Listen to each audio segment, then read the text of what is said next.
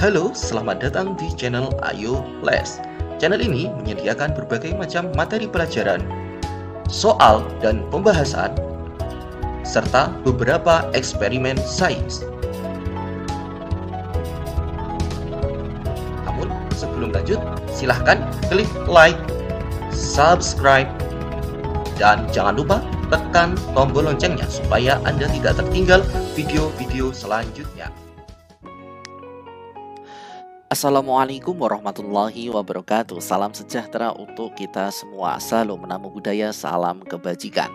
Pada kesempatan kali ini jumpa lagi dengan kakak Khairul Huda di channel Ayo Les. Untuk pembahasan kali ini kita akan membahas soal penilaian akhir semester untuk semester ganjil untuk tingkat pendidikan SMP negeri maupun MTS. Nah, ini bisa dipakai untuk swasta maupun negeri ya adik-adik. Dan kurikulum yang dipakai untuk pengembangan soal ini adalah kurikulum 2013, sehingga sudah sangat sesuai dan akurat dengan kurikulum terbaru. Sehingga kisi-kisi yang dipakai di soal ini itu juga sesuai dengan kisi-kisi yang dipakai oleh Bapak Ibu guru kalian di sekolah masing-masing. Bahkan ada beberapa testimoni yang mengatakan bahwa soal dari channel ini adalah sama persis. Ada juga yang mengatakan sebagian besar keluar di soal ujian akhir semesternya. Oke, untuk mata pelajaran yang akan kita bahas pada kesempatan kali ini adalah Pendidikan Kewarganegaraan ataupun PKN untuk kelas 7 semester ganjil. Baiklah adik-adik, tanpa berpanjang lebar lagi, mari kita bahas soalnya satu persatu. Soal nomor 1. Pada saat Indonesia terjadi kekosongan kekuasaan dari penjajah atau vacuum of power, maka BPUPKI dibubarkan. Kemudian dibentuk A. Kabinet Pemerintahan, B. KNIP, C. PPKI ataupun D. TNI. Jawaban yang paling tepat untuk soal nomor 1 adalah yang C.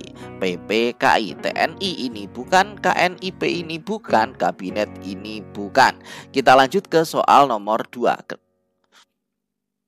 Pancasila dirumuskan dengan menerapkan nilai-nilai sebagai berikut kecuali A. Keberanian dan rela berkorban, ya ini benar. Kemudian B. Kebersamaan dan saling menghargai, ya ini benar. C. Mengutamakan persatuan dan kesatuan bangsa, ya ini benar. Yang D. Mengutamakan persatuan untuk golongannya saja. Jawaban yang paling tepat karena ditanyakan kecuali adalah yang D. Kita lanjut ke soal nomor 3. Berikut ini anggota panitia 9 dalam BPUPKI adalah Nah, di sini A. Pangeran Diponegoro, ini bukan ya. B. Dewi Sartika, apalagi ini bukan, ini pahlawan nasional. Cut Nyak-din, ini juga bukan. D. Mr. Muhammad Yamin. Ya, jawaban yang paling tepat adalah yang D. Muhammad Yamin. Ini adalah salah satu anggota dari panitia 9. Kita lanjut ke soal nomor 4. Dalam pengadaan sidang panitia kecil atau panitia 9 menghasilkan A. Piagam Jakarta, B. Piagam Semarang, C. Piagam Bandung ataupun D. Piagam Jakarta Selatan Center. D ini bukan, C ini bukan, B ini bukan. Jawaban yang paling tepat untuk soal nomor 4 adalah yang A. Piagam Jakarta. Kita lanjut ke soal nomor 5. Oke, soal nomor 5. Kapankah persidangan BPUPKI pertama diadakan? A. 30 Mei 1945 sampai 2 Juni 1945. B. 29 Mei 1945 sampai 2 Juni 1945. C. 29 Mei 1945 sampai 1 Juni 45. D. 28 Mei 1945 sampai 1 Juni 1945. Jawaban yang paling tepat untuk soal nomor 5 adalah yang apa adik-adik? Ya, yang C. Ingat, sidang BPUPKI pertama itu dimulai 29 Mei 1945 sampai 1 Juni 1945. Silakan adik-adik wajib hafal ya. Yang D bukan, yang A bukan, yang B bukan. Kita lanjut ke soal nomor 6. Apakah yang Anda ketahui tentang Piagam Jakarta? A. Hasil dari sidang BPUPKI, B. Hasil dari sidang panitia 9, C. Hasil dari sidang PPKI, D. Hasil dari sidang permusyawaratan. Jawaban yang paling tepat untuk soal nomor 6 ini adalah yang B. Hasil sidang dari panitia 9. A. Bukan. C. Bukan. Karena PPKI belum terbentuk ya. D. Ini apalagi? Ini bukan. Kita lanjut ke soal nomor 7. Setelah BPUPKI terbentuk, BPUPKI mempunyai tugas. Tugas diantaranya adalah titik-titik. A. Mempersiapkan kemerdekaan dan membentuk rumusan negara. Ya, ini jawabannya. Tugas utama BPUPKI itu memang mempersiapkan kemerdekaan dan membentuk rumusan dasar negara. Yang B. Mempersiapkan kemerdekaan, Komite Nasional, ini bukan. Ini hasil dari PPKI. Mempersiapkan kemerdekaan dan memilih pejabat, ini bukan. Presiden, ini juga bukan. Jawaban yang paling tepat adalah yang A. Kita lanjut ke soal nomor 8. Sumber hukum dasar Indonesia adalah titik-titik.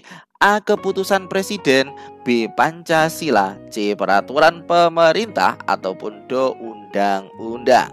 Jawaban yang paling tepat untuk soal nomor 8 apa adik-adik? Ya, sudah sangat jelas, yaitu Pancasila, dasar negara kita. Kita lanjut ke soal nomor 9. Proses lahirnya Pancasila sebagai dasar negara, ideologi negara, dan pandangan hidup negara Indonesia adalah titik-titik. A. Melalui proses persidangan, B. Melalui spontanitas, C. Peninggalan leluhur, ataupun D. Melalui proses panjang. Jawaban yang paling tepat untuk soal nomor 9 apa adik-adik? Ya, adalah peninggalan leluhur. Nilai-nilai yang terkandung di dalam Pancasila itu merupakan nilai-nilai yang mana sudah diturunkan secara turun-temurun oleh leluhur kita, yang mana tetap dalam proses perumusannya melalui proses persidangan. Namun di sini proses lahirnya itu yang paling tepat adalah yang C, peninggalan leluhur bangsa Indonesia. Kita lanjut ke soal nomor 10. Berikut yang bukan asal kata ideologi adalah titik-titik. A. Idea, ya ini adalah salah satu asal dari kata ideologi. B. Logos, ya ideos dan logos, idea dan logos. Idin, apa ya ini bukan ya, jawabannya yang C ini, yang D, logia ataupun logos. Nah, di sini jawabannya paling tepat untuk soal nomor 10 adalah yang C karena ditanyakan yang bukan. Kita lanjut ke soal nomor 11.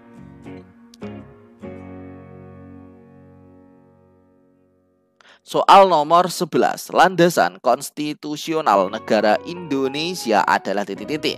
Ingat, landasan konstitusional. Oke. A. TAP MPR, B. UUD 1945, C. Pancasila, ataupun D. GBHN. Sudah sangat jelas ya adik-adik. Ketika ditanyakan landasan konstitusional negara Indonesia, berarti jawabannya adalah yang B. Undang-Undang Dasar Negara Republik Indonesia 1945. Kita lanjut ke soal nomor 12. UUD 1945 merupakan hukum dasar tertulis, sedangkan hukum dasar yang tidak tertulis disebut titik-titik. A. Konstitusi, bukan ya, konstitusi itu tetap tertulis. Undang-undang ini juga tertulis, ini berarti bukan.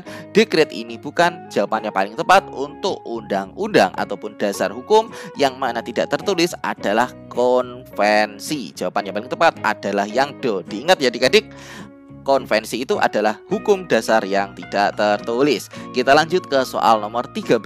Di dalam keanggotaan suatu badan atau yang dikenal BPUPKI memiliki pemimpin dan wakil pemimpin yang dikenal dengan nama titik-titik. Nah, berarti di sini ditanyakan ketua ataupun pemimpin dan wakil pemimpinnya. A. Muhammad Yamin dan Mr. Supomo, B. KRT Rajiman Wedyo Diningrat dan Panji Suroso, C. Soekarno dan Hatta, D. Soekarno dan Panji Suroso. Jawaban yang paling tepat untuk soal nomor 13, yang sebagai pemimpin itu adalah Rajiman, yang sebagai wakil pemimpin itu adalah Panji Suroso. Berarti jawaban yang paling tepat adalah yang B, Dr. KRT Rajiman Wedyo Diningrat sebagai ketua dan Panji Suroso ini sebagai wakil ketua BPUPKI. Kita lanjut ke soal nomor 14. Untuk mempersiapkan hari kemerdekaan, maka tokoh pemuda bangsa Indonesia membentuk PPKI pada tanggal A 2 Agustus 45, B 6 Agustus 45, C 4 Agustus 45, D 7 Agustus 45. Ingat adik-adik, PPKI itu didirikan ataupun dibentuk pada tanggal 7 Agustus 1945. Oke, kita lanjut ke soal nomor 15. Pernyataan kemerdekaan Indonesia dituangkan dalam A. Piagam Jakarta, B. Putusan Sidang PPKI, C. Batang Tubuh UUD 45, D. Pembukaan UUD 45. Jawaban yang paling tepat yang menyatakan kemerdekaan Indonesia itu adalah apa adik-adik? Ya, pembukaan UUD 1945. Kita lanjut ke soal nomor 16. Konsep pemerintahan dari rakyat, untuk rakyat, dan oleh rakyat identik dengan pokok pikiran ketiga pembukaan UUD 1945, yaitu tentang A. Pemerintahan negara, B. Amanat penderitaan rakyat, C.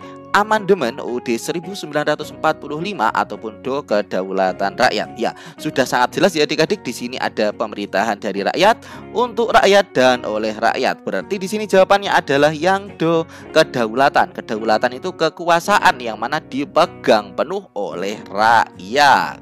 Oke, kita lanjut ke soal nomor 17.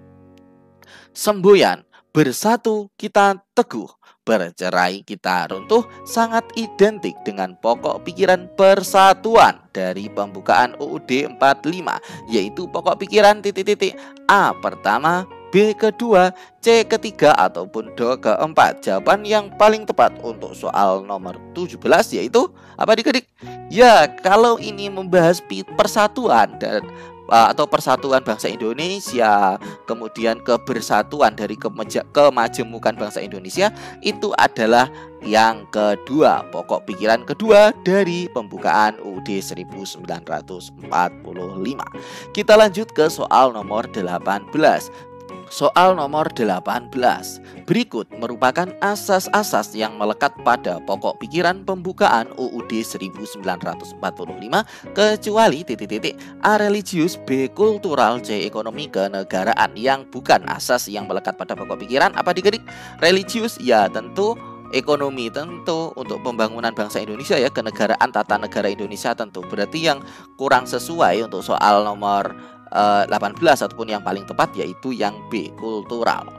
Kita lanjut ke soal nomor 19. Pokok pikiran pembukaan Undang-Undang Dasar 1945 berfungsi sebagai mukadimah ataupun mukadimah. Yang dimaksud mukadimah adalah Ingat, mukadimah itu apa adik-adik? Pembukaan ya. Kita coba baca dulu opsinya. A. Pernyataan mengenai hukum yang menerangkan peraturan yang harus dipatuhi. B. Pernyataan mengenai pelaksanaan Pancasila dan konsekuen. C. Pernyataan mengenai kewarganegaraan yang menerangkan cara memperoleh status kewarganegaraan. D. Pernyataan pengenalan dalam satu dokumen yang menerangkan sebab-sebab dokumen berkenaan dan falsafah di sebaliknya. Jawaban yang paling tepat untuk soal nomor 19 adalah yang B. Pernyataan mengenai pelaksanaan Pancasila dan konsekuensinya. Oke, kita lanjut ke soal nomor 20. Kekuasaan hakim dilakukan oleh 3 lembaga, yaitu A. Komisi Yudisial dan Mahkamah Konstitusi, B. Badan Peradilan dan Kepolisian, C. Mahkamah Agung dan Badan Peradilan Konstitusi, D. Mahkamah Agung dan Kejaksaan. Ingat, di sini yang ditanyakan adalah kekuasaan kehakiman yang dilakukan oleh 3 lembaga, yaitu Jawaban yang paling tepat untuk soal nomor 20 yaitu ya A. Komisi Yudisial dan Mahkamah Konstitusi. Kita lanjut ke soal nomor 21. Pernyataan Indonesia Merdeka dituangkan dalam A. Piagam Jakarta, B. Batang Tubuh UUD 45, C. Putusan Sidang PPKI, D. Pembukaan UUD 1945. Jawaban yang paling tepat adalah yang D. Pembukaan UUD 1945 itu menyatakan bahwasannya Indonesia merdeka. Oke, kita lanjut ke soal nomor 22. Perjuangan bangsa Indonesia dalam mencapai kemerdekaan mempunyai landasan yang kukuh karena sesuai dengan titik-titik. A. Kemajuan dan perkembangan zaman. B. Asas peri kemanusiaan dan peri keadilan. C. Aspirasi bangsa yang ingin merdeka. D. Perjuangan bangsa-bangsa terjajah. Jawaban yang paling tepat untuk soal nomor 22. Perjuangan bangsa Indonesia dalam mencapai kemerdekaan mempunyai landasan yang kukuh, yaitu didasarkan apa adik-adik? Ya, C jawabannya, aspirasi bangsa yang ingin merdeka. Karena sudah terlalu lama kita dijajah ya adik-adik. Oke, kita lanjut ke soal nomor 23. Soal nomor 23. Kemerdekaan Indonesia yang diproklamasikan tanggal 17 Agustus 1945 juga dinyatakan dalam titik-titik. A. Pembukaan UUD 1945 alinea 1, alinea 2, alinea 3 ataupun alinea yang keempat. Ingat, kemerdekaan Indonesia diproklamasikan tanggal 17 itu juga dinyatakan dalam UUD 45 alinea berapa adik-adik? Alinea 1. Ya, diingat-ingat ya. Kalau nanti ditanyakan tentang naskah tentang kemerdekaan Indonesia itu kemerdekaan Indonesia yang telah diproklamasikan tanggal 17 Agustus itu juga tertuang ataupun termaktub dalam alinea yang pertama. Ingat ya, kalau membahas tentang kemerdekaan Indonesia itu di alinea yang pertama, pembukaan UUD 1945. Kita lanjut ke soal nomor 24. Rumusan dasar negara yang tercantum dalam pembukaan UUD 1945 merupakan titik-titik. A. Hasil keputusan Piagam Jakarta. B. Hasil rapat BPU PKI pada masa reses. C. Hasil rapat BPU PKI sidang ke-1. D. Hasil sidang PPKI tanggal 18 Agustus 1945. Ya, ingat rumusan dasar negara yang tercantum dalam pembukaan UUD ini merupakan hasil sidang PPKI tanggal 18 Agustus 1945. Kita lanjut ke soal nomor 25. Dicantumkan aturan peralihan dalam UUD 1945 bermaksud untuk titik-titik. A. Menyempurnakan UUD 1945. B. Melengkapi UUD 1945. C. Memperbanyak jumlah pasal-pasal. D. Menghindari kekosongan hukum di Indonesia. D. Bukan, C. Bukan, B dan A. Melengkapi UUD ini tidak ya. Yang jawaban yang paling tepat adalah yang A, menyempurnakan UUD 1945. Baiklah adik-adik, video ini kakak cukupkan sampai soal nomor 25 karena takut kepanjangan ya. Nanti durasinya terlalu panjang, jadi akan kakak bahas video yang nomor 26 sampai akhir di video part kedua. Silahkan dinantikan video part keduanya sudah ada di channel. Langsung masuk saja ke channel Ayo Les dan buka cari video pembelajaran untuk soal dan pembahasan mata pelajaran PKN PAS semester ganjil.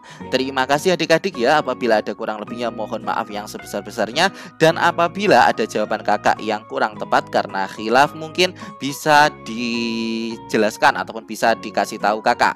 Terima kasih. Apabila ada kurang lebihnya mohon maaf. Tetap semangat belajar, semoga mendapatkan hasil yang maksimal dan mendapatkan nilai yang memuaskan untuk adik-adik nanti bisa menjadi juara di kelas masing-masing.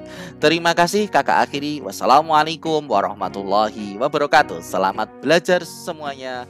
Dadah.